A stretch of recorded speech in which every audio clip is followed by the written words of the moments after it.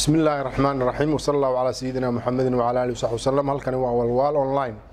waxaad ka bogan doontaan saaxiibayaal akhyaarta sharafta leh channelka iyaga ku xidhan abwaan professor Ismaaciil Jaamac Jibriil loo garan og yahay Ismaaciil Culujoog nin caan buu ahaa nin taariikhda Soomaalida taariikhdeeda kamid ah buu ahaa nin reer berbere ah buu lahaa ahaan jiray makhaayad buu ku lahaa la yaado gaala fadhiisatay reer berbere iyo nugaal iyo meel walba waa laga yaqaan Culujoog wuxuu dhalay dad badan waxa kamid ah professorada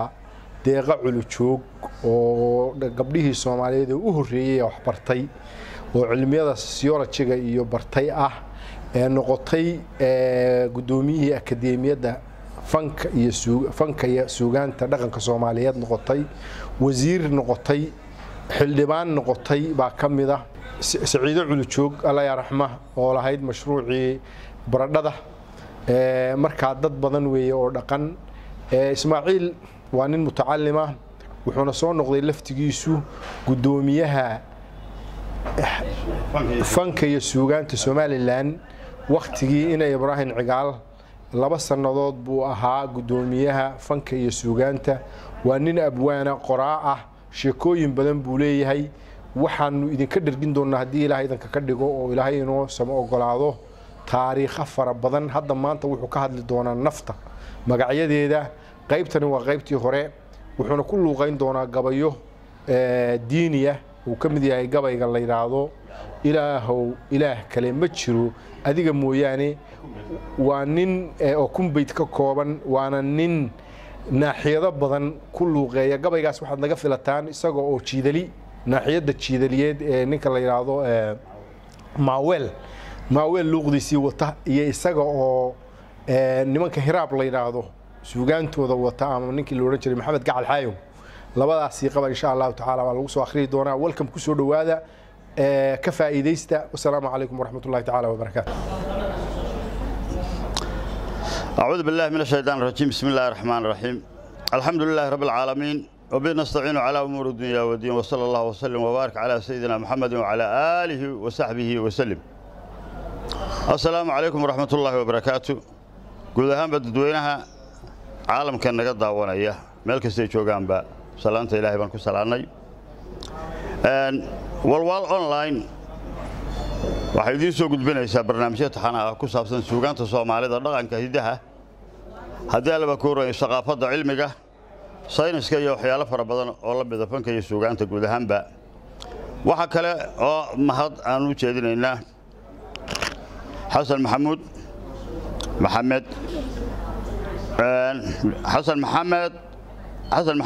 Dhilood weeye iyo Maxamuud Aadan Suldaanka oo sawir qaadaha iyo duubaha iyo Xasan Maxamuud Dhilood isku dubariday barnaamijkan walwal online barnaamijyadaas oo aad ka daawan doontaan online ka walwal barnaamijkan ugu horeeya oo aniga la igu casumay aniga Ismaaciil Jaamac Jibriil Ismaaciil Culujoog oo ayatullah ku magac dheer waxa jira nafta waxa la yiraahdo ayaan ka sheekaynaynaa nafta quraanka Ilaahay kaga sheekeeyay oo aad ogtihiin aayadaha ku saabsan abuuritaankeeda iyo bixitaankeedaba culimada loo reebay culimo walwal online ka sheekayn doonta ayaa imaan doonta hadii la yiraahdo insha Allah laakiin anigu waxaan ka sheekaynayaa dhaqan ahaan nafta marka ay baxayso waxay Soomaalidu u isticmaasho iyo kelmadaha ay tiraahdo iyo macnayaasha ay u taqaano waxay Soomaalidu tiraahdaa naf bay tiraahdaa waxay tiraahdaa cabdo waxay tiraahdaa neef waxay tiraahdaa ruux waxay tiraahdaa keerkeeriso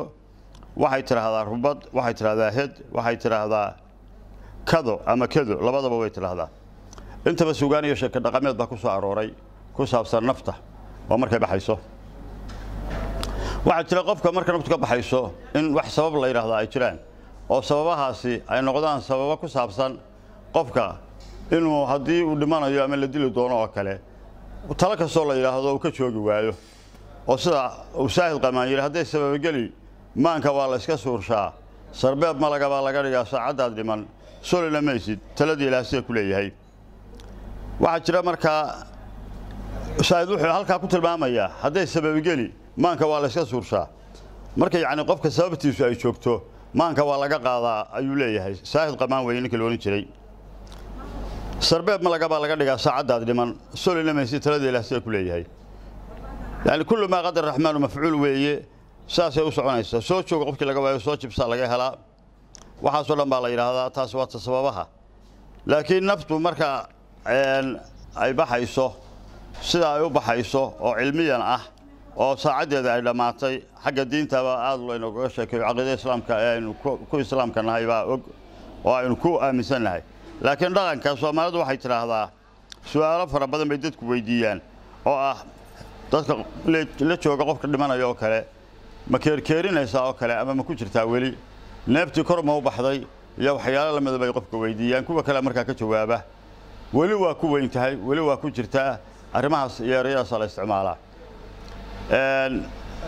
head marka aan toogu horeyso soo qaadano head mooya habaarba looma dhinto hatta fanaantu way ku heesaan head baa la yiraahdaa nafta waxa la yiraahdo Sultaan Maxamed Cali Shire ayaa oo suldaankii bariga ahaa gobolada bariga suldaankii ugu horeeyay libaaxa ahaa abwaankana ahaa Sultaan Maxamed Cali Shire ayaa col u watay wiil yar oo la yiraahdo Maxamuud Saarig oo geeyo ku jooga 14 jir ayaa soo raacay dadna war wiilkeena naga celiya baa la yiri wala duulaya Soomaalidu hore way isku duulisatay dhaqan ahaan dabadna wiilka yar inaga celiya 14 jirka wiilka yar inuu ragga raaco doonaya markii dhowr jeer wiilkii faras lagu celiyay oo fardo hararaha ka mareen oo dib u celiyeen geeyo ku jooga mise mar walba geeyadii waatan xagga hore ragga ka soo martay markaas suldaankii wuxuu yiri war iska soo daayo wiilka yar ama head baa wada ama hal baa wada taas oo macnaheedu yahay ama warinkan yar aynu taag weyn waa dhimanaya oo naftiba keerinaysa oo sabab baa ku jirta meesha ama hal buu helaya oo geel dusaam ku yeelanaya waa ninka 14 jirka ragii horena mar hadii uu ninku 14 jir gaaro wuxuu ahaan jiray rag subag baa lagu canqarin jiray rag hadii la ku roon yahay hilib baa la siin jiray afajirka markuu yahay neef uu cuni jiray ama wax buu ka tagi jiray taas dhaqan loo lahaa waxan bariiska iyo hadii la ku shaahayo waxa balayahay waxa lama aqoon marka wiilka iraam head baa wada buu yiri ama hal baa wada soo daayo wiilka sidoo colkii ku raacay colkeena geel buu soo helay dabadeedna suldaankii saamigiisa baa dhutusiyay Maxamuud Saarig taariikh kale far badan uu ku leeyahay xagga magaranaysa suugaanta ah oo dagaalka habar mulle Sultaan Maxamed Cali Shire iyo Boqor Cismaan soo qaadeen daraawish lagu soo qaaday iyadoo guriyihii la jooga ayuu arkay faras buu wataa jiira la yiraahdo Maxamuud Saarig dabadeedna colkii daraawiishta oo tagay degmadii ay ka soo duuleen labada boqor Sultaan Maxamed Cali Shire iyo Boqor Cismaan oo 10 kun colkoodu gaarayay ayuu arkay la yiri hilbeenoodoon dabadeedna Maxamuud Saarig geeyo faras buu ku joogaa jiira la yiraahdo dabadeedna waxa dhacday inuu markiiba arkay daraawish inay dunida qabsatay oo guriyada daba martaysay dadna farda badan baa lagu baaciyay oo fooqay iyo dhibci ay kamid ahaayeen iyo calanside iyo doodimeer iyo xinfinin way gaari waayeen daraawish waxay yiraahdeen faras shalbu maray la yiraahdo oo abshir loo kula maqnaa mudug ayaa gaari lahaa bahol qabasho la yiraahdo lagu soo ooday oo 25 talaabo ah halkaas uu ka booday faraskii jifiik ku dhuftay oo 5 jir buu habeenkana ugu qalay dabadeedna colkii buu yimid boqorka labada boqor waxay ka soo horeeyay ma aragteen may waxay ka dambeeyeen ma jiraan duulimaad baynu ku jirnaybe daraawish ayaa dunidii iyo dhulkiiba qabsatay dubha loogu noqdo meeshii ayuu yiri marka ninka weeye ninka uu leeyahay ama head baa wada ama hal baa wada waxa kale oo jiray rubad ayaa nafta la yiraahdaa rubadna macnaheedu waxa weeye waa nafta koofil markii la dilay 1913 baa la dilay buurdha baa lagu dilay dagaalkii ruuga ayaa lagu dilay koofil dagaalkii ayaa lagu dilay koofil ruuga la oran jiray dulmadoobe warbaana gaalku yaqaan ama ingiriisku hadal waxa ugu dambeeyay koofil bes 12 baa la dilay abshir xooraan la yiraahdaa dilay baa la yiraahdaa mar Ismaaciil Maraad dilay baa la yiraahdaa marna waxa la yiraahdaa waxa dilay Aari Cali Suud Xidig cid kasta baa hadii soo daraawish hebel baa dilay faankaas ma jirin ee waxay ahaayeen ninkii noolan horo lumino naftaada hageyn naartii ninkii tagay diintu tabimaysay allow dadoo yaan faranji ku talin waxaasay ma garanaysaa wagla loo oran jiray ay ku heeso jireen janna dagatay in dagaalka waa ku gali jireen daraawiishtu dadna jihaad buu ahaa fii sabiilillaahi ah iyo gaalka la dagaalamayo dabeedna halkaas markaa koofil 12kii lagu dilay si kastaba loo dilay wuxuu ahaa korneyl laga soo bedelay Nigeria 6 biloodna Djibouti buu joogay Soomaal Krobski ama ciidankii awrta ayaa madax looga dhigay dabadeedna meesha lagu dilay gaalku uma dirin baalay gaalka Hargeysa joogay uma dirin ee barasaabka ahaa isaga dhowr jeer yiri dadkan la soo weerarayo dulmadoobe iyo daraawiishtu ilaa iyo aroori ilaa meel walba oo gaari jirtay haddii la kuuray markaa burdhaabi halkaas ay daraawish timi dhowr jeer bay xoolo ka qaaday isagu markaa wuxuu gaalkii ku yiri barasaabka ahaa anduulo ma u yarkaadi buu yiri in ka sareeyo madax buu ahaa maxmiyadda Ingiriiska boqortooyada London baa markaa la weydiinaya talada iyo arrimaha waxay ka qabto ilaa xagga sare laga soo baxay lagu duulo amarku iskama bixi karo dabeedna iyadoo la dirin buu awrtii madaxda u ahaa Kamal Krobski ku duulay koofil dabadeedna halkaas lagu dilay ina way suxmeenan la yiraahdo oo habar jecla ah oo ina way suxmeen loo oran jiray ayuu dadkii u tagay koofil ayuu xoolo badan ka dhacay dabadeedna ninkaas habaaray oo ku yiri sayidka wax galay raacdooda la isku soo gaaray adiga iyo gubnigaad wada goobatal noqoy gidligaanku ka joogsay oo guuxa ka damiyay ku googoosta nimankii kufriga gaajada u qabay afkuna gow ku yiri xaajadaad gees oo badisay guuga hagaarin adaa reer tolka gaajadaas baday sidii uu yuuday ee gabaygu ugu yuuday baa koofil loo dilay dabadeedna kabtan Samaris in la yiraahdo ka hooseeyay oo waayarag ahaa markuu arkay aroortii in dagaalka taagan yahay wuxuu yiri tabta Afrigeesta aan dagaalano taasoo macnaheedu ahaa dhabar jabin aan halkaas ka dhigno koofil waa diiday wuxuu yiri safka cadawga ka horjeeda inuu gaabto marhabo halkaas markaa ay arintu noqonaysaa safka cadawga ka horjeeda waa inuu balaadhaa dabadeedna wuu dilay halkaas markaa lagu dilay 12kii markay ahayd baastood buu ku dagaalay markii uu dambeysay bes baa hada lagu dambeysay dabadeedna gabayga la yiraahdo ada koofil oo jiitay aan dunida joogayn erayada ku jira waxa kamid ah markay rubadu jawtiri orbay iga agjibsheen markii naftu iga baxday bay daraawiishtu markaa cayaar iyo cayaar isku dareeno igu oriyeen oo hiro ba daraawiishtu ay una jireen noocaas bay ku qaylin jireen markay cadawga ka adkaadaan adaa koofil oo jiitay aan dunida joogayn adiga jidkii lagu wada jimci la'aaneed jahannam la geeyo hadda aakhiro jahato nimankii jannu kacay warbay jirin insha Allah iyo jameecooyinkii hadda soo hartay aragto sidoo ay bahay ku jiray mari jawaabteeda daraawish karnaga madeentana iyo jeerkii Ingiriis jab oo waxa ku dhacay shaciya baaruud le waxay noo jubtana waa jamasho diineed le jigta weerar bay goor barqaan nagu jiteeyeen le anigana sharka iga heleen shalay jihaadkii dhajeeniga hortiisa rasaas igaga jiideen le markaan soo qiraahdo afka iga jifeeyeen le kolkay rubadu jawtiri orbay iga jibsheen rubad waa macnaha labaad aynu soo qaadanay oo rubadu markay rubadu jawtiri rubadu waa nafta orbay iga jibsheen tusaalaha dhaqanka ah ee gabayga ku jirta ayaynu u soo qaadanaynaa taana waxa kale oo jirta kado waxa la yiri ninka la yiraahdo aadan galay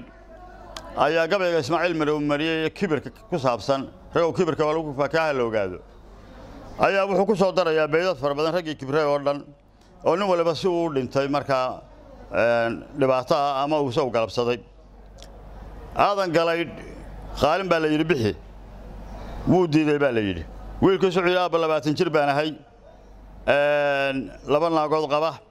waan xayroobay caligarimale nin anigoo kala ah oo 20 jir oo laba xaasile oo caruur leh oo xoolo leh nin bandilay iga bixi qaalinta dadna wuxuu yiri war meefka ciilku ma daragay ma aakhira lagu gumaysan jiray halkaas aadan galay sababaha soo aakhirka markii dambe u dhintay iyadoo shakada kale inaan ku sii dheeraanayn laakiin waxaynu uga jeednaa hadda umuraha ma kaadsado ninkay ka doshada sabab Ismaaciil markuu tusaalaha gabayga kibirka ku saabsan sheegay Ismaaciil Mire wuxuu yiri umuraha ma kaadsado ninkay ka doshadaysa kalaanku lahaa ina galay ku hay gadaalka kaarka ma joogeen hadduu keeno tuludii baalacad kaliya kuma jireen kii uu quursaday ragow kibirka waa lagu faakaha la ogaado marka umuraha ma kaadsado ninkay ka doshadaysa arrimaha uma fiirsado ama si nidaamsan uga ma baaraandogo qofka naftu ay markaa kaarinaysa weeye aadan galayna malkulmoodkii waa saarnaa saas markaa kadadu waa taa markaa kadana waa la yiraahdaa umuraha ma kaadsado ninkay kado ama kado shidaysa mar haddii naftu ay ku qahayso ama qofka sababtu ka dhan tahay yani waxba uma fiirsan karo weeye sababta baa ka joogta waa dhan tahay waxaan kaloo maqalay in dadku ay yiraahdaan 40 maalmood baa qofku uu ku jiraa haddii alaba ku roon yahay nafta waan la ogeyn 40 maalmood ayuu ku jiraa oo qofku uu bedelan yahay xaaladii aad ku tiqinayo wixii oo dhamay iska bedelayin war 40 kiiba ku jiraa baa la yiraahdaa qofka xataa loo taag waay wax la yiraahdaa war ka iska daay kaas 40 kiiba ku jiraaye waxa dhacday haddii alaba ku roon yahay taasina waa kado waxaanu hadda sheegnay kado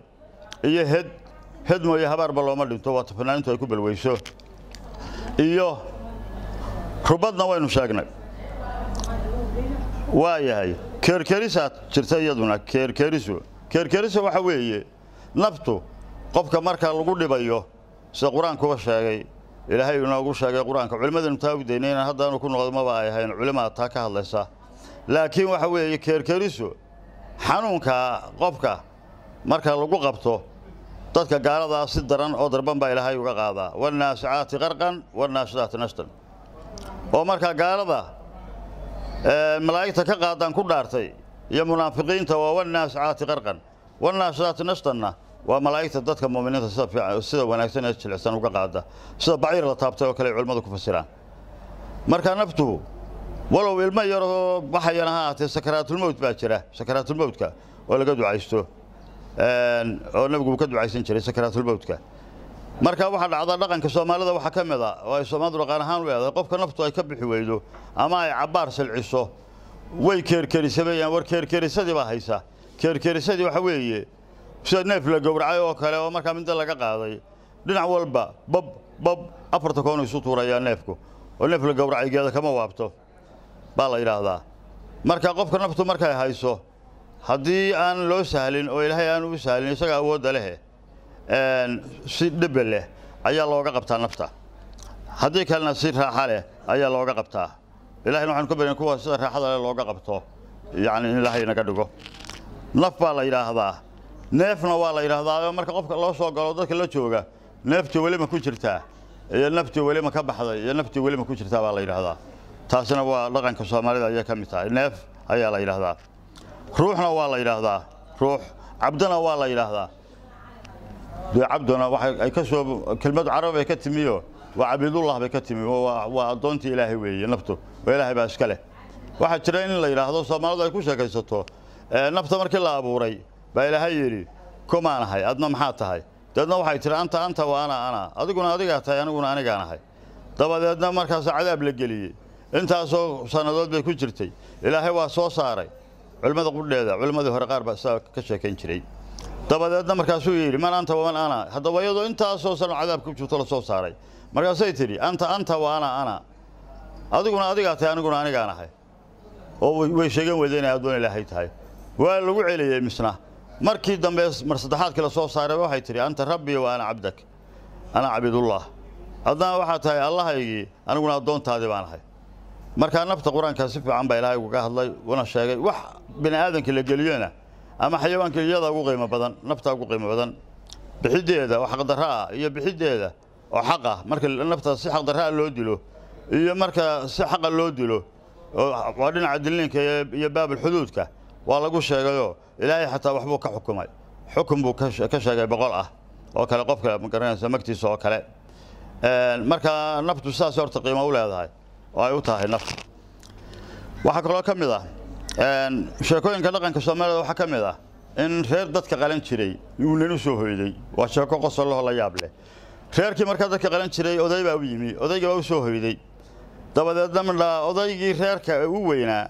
ayay maalintiisii waqtigiisii tahayo laga bedeli maayo odaygii qabsatay qoratuur baa jiro odaygii reerka lahaa bay qabsatay odayga waxa la xilan yahay meel kan tolay kaleeyahay waa barooranaya dabadeedna ninka martida ahaa oo neef loo qalay halka loogu geeyay oo waxba cun kari waayay oday weyn baa meesha qaylinayo xar ku xilan yahay baa wuxuu yiri oo qaylinayo barooranaya uu gabadhu yeelo wuxuu yiri odaygan maxaa haya odaygii reerka waa odaygii reerka bay tiriyo kaalintiisa baa soo gashay madadiisii yaa soo gashay nafaanu helayn buu heeraya nafaanu helayn buu heeraya taasina mid baa ahayd mahmaada la yiraahdo nuur iyo naalayba waa u joogtaan ee naftu ay dhaafin nin la yiraahdo maguure Axmed oo dadkiisu ay gobollada Sool iyo Sanaag ku dhaqan yihiin dad aad u fara badan ka tagay waxa la yiri isaga ninka Naalay iyo nin xidideen ma hadla yiraahdo ayaa nin waliba isaga oo nool dadkiisu ay ku gaadheen yaani fara badan buu ahaa Naalay Mugura loo oran jiray dabadeedna ninkaas dad badan baa ka dhaqan oo soonayaasha la sacanooda la cirgaba inta u dhaxaysa iyo bidegaan dabadeed waxa dhacday inuu isagoo example uga dan leh oo la isugu yimi oo naftiina hayso oo mahmaada soo saaray oo u sheegayayna inaan naf qaban karayn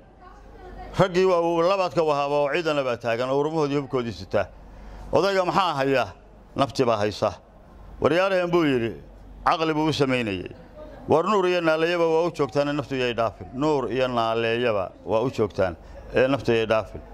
qolada habelada waa barabayana waxay ku heestay nuur iyo hadaba naaleeyayaal naftu halis ka shaqeey ma nageyn kartaa